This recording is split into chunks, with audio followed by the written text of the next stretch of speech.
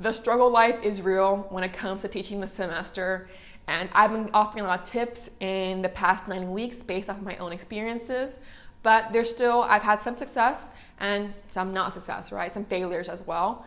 And so today's video, I want to get real with you and almost a little rambly, I will admit, but kind of just share these 5 struggles I'm dealing with in my classroom when teaching to see if you have your own advice for dealing with them, or if you want to share your own struggles. I want this comment section on this video in particular to be really community building and a place where we can share what we're dealing with as teachers, as educators, and potentially offer each other advice or just support, right? Like, hey, yeah, I'm going through that too. So I'm going to go through the 5 biggest struggles starting from 5th to 1st. And also asking for you for advice rather than offering, though I do have some tips in the video as well, just for things that are working well with these issues that have helped decrease them, but not as much as I would like, right? So maybe you have ideas of how to decrease these struggles even more. So if that interests you, you go ahead and keep watching the video. And if you don't know who I am, I'm Erica from Ever Educating. Most of my videos are about teaching tips for new college instructors. I have a lot of ed tech tips and synchronous teaching tips videos more recently. Older videos are about teaching more generally. But today, again, I'm going to talk more about the struggles I'm dealing with rather than things that are going well, right? Because I want to be real with you. Everything's not perfect. Definitely have things that I'm dealing with. And I would love to, have some help in dealing with it if that's something that you can offer. If not, maybe you can just appreciate like, oh, wow, at least I'm not alone. Someone else is going through this too, right? So a bit different video than usual, but one that I really thought was important to share to kind of show that, what you see online, yeah, I have tons of ideas and tons of tips.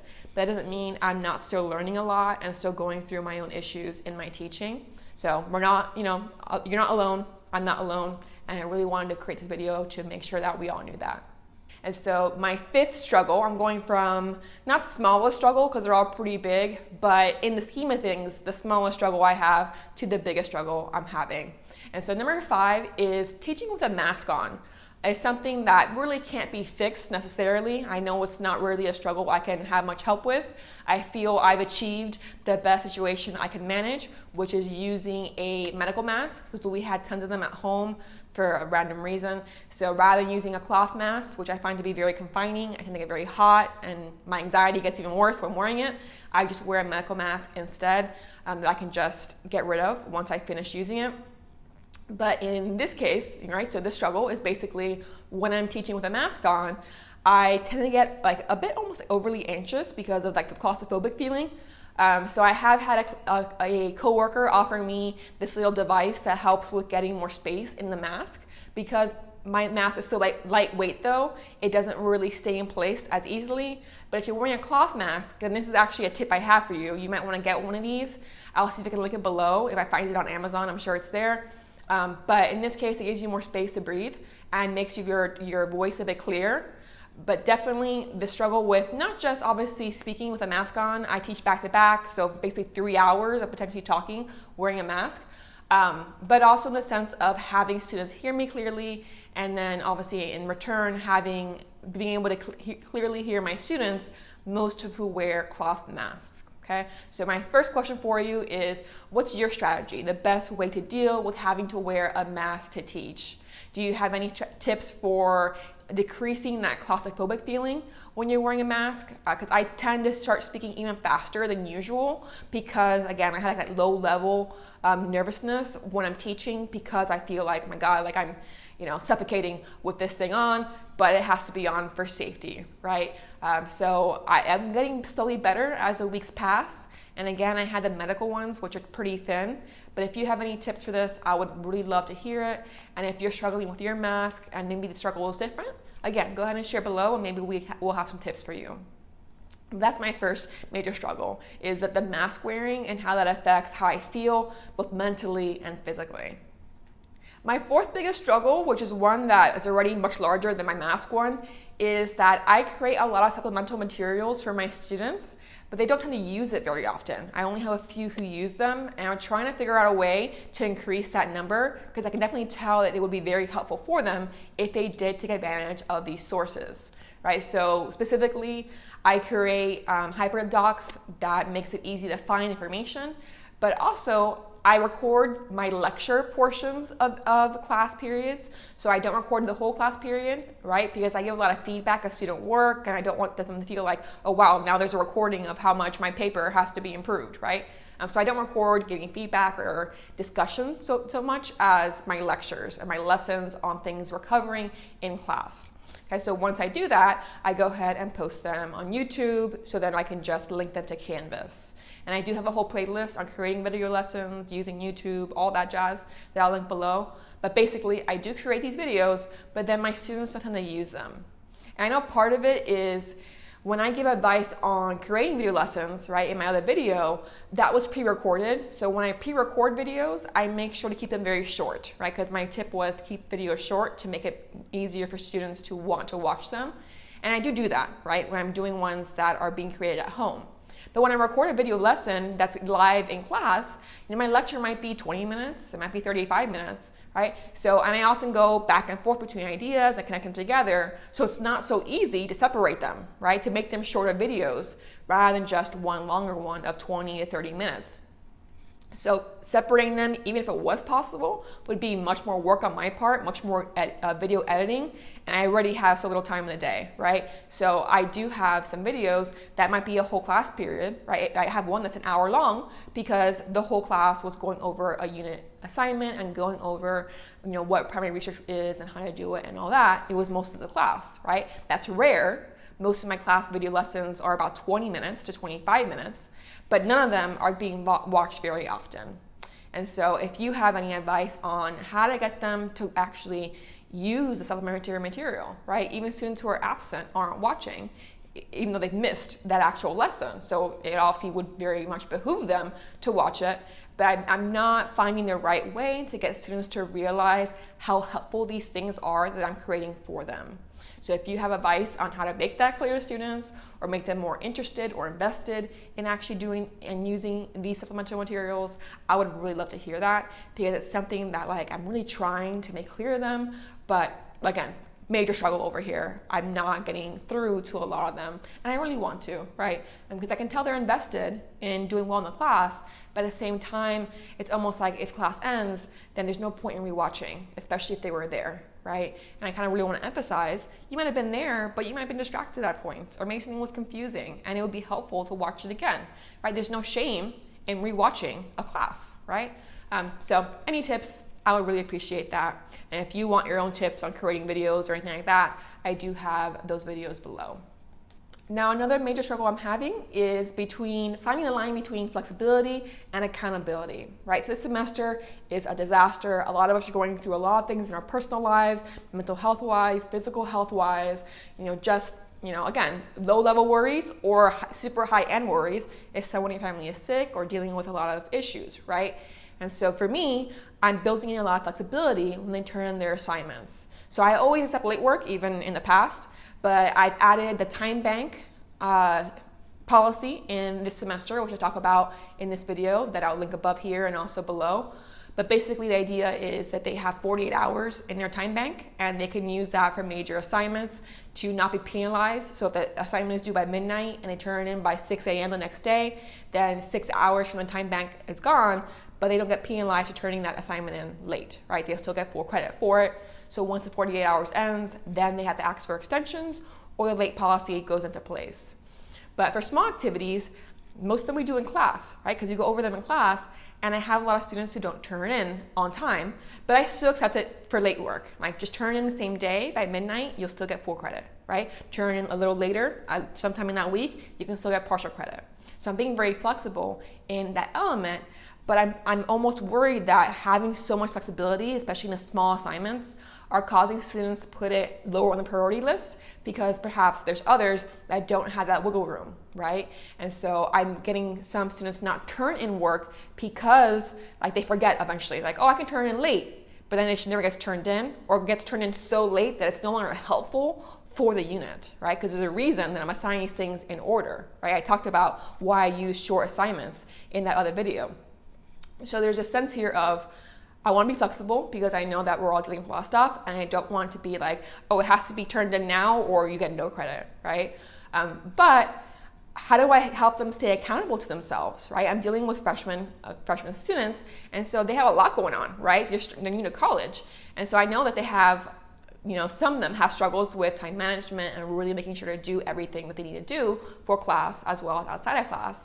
And so I'm worried that being so flexible is almost causing the issue of late work or so much late work. And so if you have any strategies do you see there's a line here? Or is this a semester where we should all be as flexible as possible and there shouldn't be a reason, right, to never accept late work? Or are you creating a line? And if you are, where is it? Because I'm really struggling to see if I'm being too flexible, maybe even not flexible enough. Like maybe I shouldn't even be worried about this. I should accept all work no matter how late it is this semester. So again, are you struggling with this too? Let me know, right? So I don't feel alone. But if you have strategies, I would really appreciate knowing them, because the time bank definitely was helpful because major units don't tend to be as late as the smaller stuff. But any other approaches would be, something that I would be interested in learning about, right? So that's my third biggest struggle.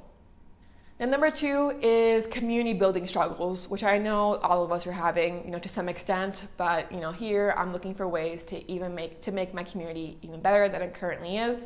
Again, I'm teaching hybrid, so there's never the same students who come in person versus online. There's always a mixture, and so there's not really a sense of community even among the ones that are in person, because they might not see the same people every single time. And so in this case, one struggle I'm having is I really can't do small group work unless the people in class are so small of a number. So I mentioned this again in another video, but when there's only 4 or 5 of them in there, then yes, I can make them one group and then I can do breakout rooms on Zoom. Okay, and that's totally fine and it works really well. So I do suggest that if you have very small numbers in your classroom. But now I'm getting more and more students as we're all moving back to campus. I'm still getting some on Zoom, but I am getting more in person, which means I can't have the in-person people be their own small group because they're half the class, right, or more. And so that means there's no small group work being done, and I've always benefited from having that happen. And I know that creates good community when you actually have students having to talk with each other in small groups before doing a whole class discussion. Now, likewise, when we're doing whole class discussions, I'm still using my student random name generator, which I mentioned in one of my tips videos. So I create it and then I use it if no one's volunteering to speak. And I'm still having to use that, right, 9 weeks in. So there's still not enough community built that they feel comfortable just volunteering and sharing in front of their classmates and myself, right? And usually this isn't an issue by this time because we've done so much group work, small group work, that they know each other pretty well and they can feel confident kind of sharing their ideas with each other. But that hasn't happened yet. And so I'm not really sure, how do I become less self-reliant on this name generator? How do I get them to actually speak in class and volunteer information, right? That's another aspect of community building I'm struggling with. And then thirdly, because I have different ones in person and on Zoom, there's a sense of like having cross discussions like across the screen, very difficult, right? Especially because I often screen share to make sure that the people in class are following along with the lesson, right? Which means I can't see them. I can't see my Zoom people, and neither can my students because they're seeing the lesson screen instead. And even if I do have gallery view available, most of my students aren't on the webcam, like almost none, right? So there's this element of they're missing the conversations between each other because they're so separate in how the class is designed. So I'm not really sure, I do have ideas of using Google Docs to do a cross between having debates activities where like one person in person debates with a person on Zoom that I'm going to be doing in this next unit.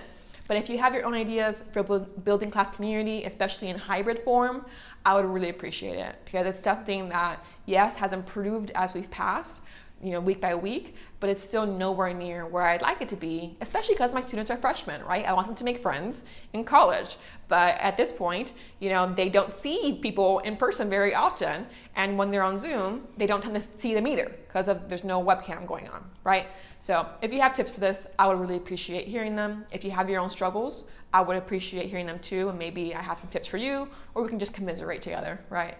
But yes, so that's my second biggest struggle that I'm dealing with. Knowing what students need, that's my biggest struggle, okay? So I have a lot of students who have been absent on and off, or who are there but are not really there. And, I email them, I try to get them to let's do this work together. Let's make sure you pass this class. What are you having trouble with? Let me help you with that. And some have responded very well, and we've been able to move along. But other ones, I just hear silence, right? I don't get any responses, or they say, oh, I'm fine. Oh yeah, I'll get that to you. But, there's no connection there, or not enough connection for me to know how to support them, how to help them, turn in the work they need to, or understand the things they need to when they've been absent, right? So I've been creating these resources for them, right? The supplementary materials. But just basically, my biggest struggle is how to understand what they need. Because I have no idea their personal situations unless they tell me, right? And they don't need to tell me, of course.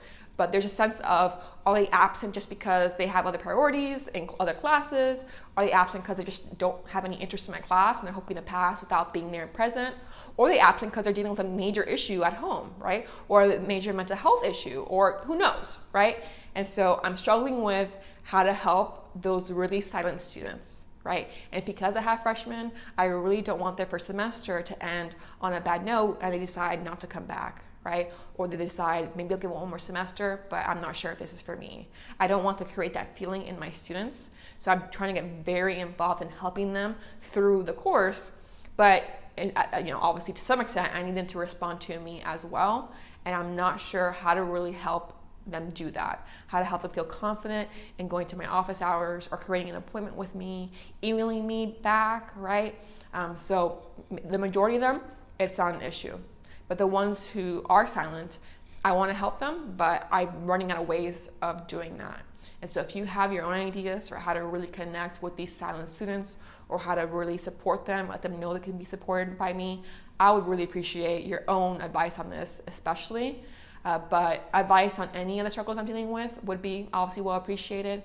And again, go ahead and comment with your own struggles. If you'd like to, kind of create a community built in this particular video comment section where we can all help each other and really just not vent, right? I hope that you don't feel this is me venting. It's more just me almost rambling on about, the struggles that I'm having, because it's not all perfect, right? All these videos, I do think these tips can really work. They're ideas to try out, and I've had success for a lot of them. But of course, every student is different. So one tip might work for 20 of my students, but not all 25, right? And so how can I help those other 5? I have to try something new. So I am trying new things. I have some ideas for my 3rd unit. I'll be using Kahoot more to kind of create more of that gamification in hopes that will help. But, I really would like your own advice, and I hope you've liked my own advice in past videos. And again, I'll link quite a few that connect to what I've talked about today in the description below.